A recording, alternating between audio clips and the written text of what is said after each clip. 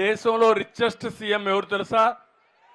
ఎవరు ఎవరు ఇది నేను చెప్పింది కాదు, రికార్డులో ఉండే సత్యం.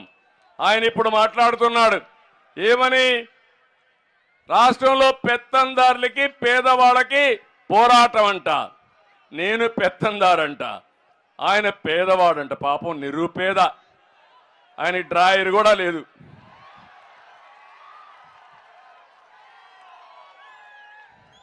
పేపర్ లేదు, టీవీ లేదు, బంగ్లాలు లేవు, ప్యాలెస్లు లేవు, బట్టలు లేవు.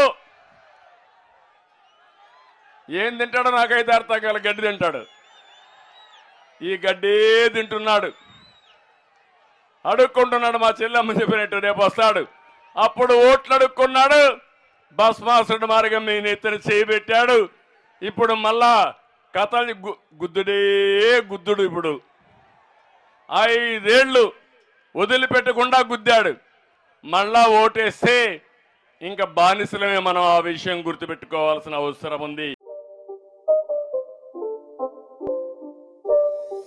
It's not a game, it's a rich thing.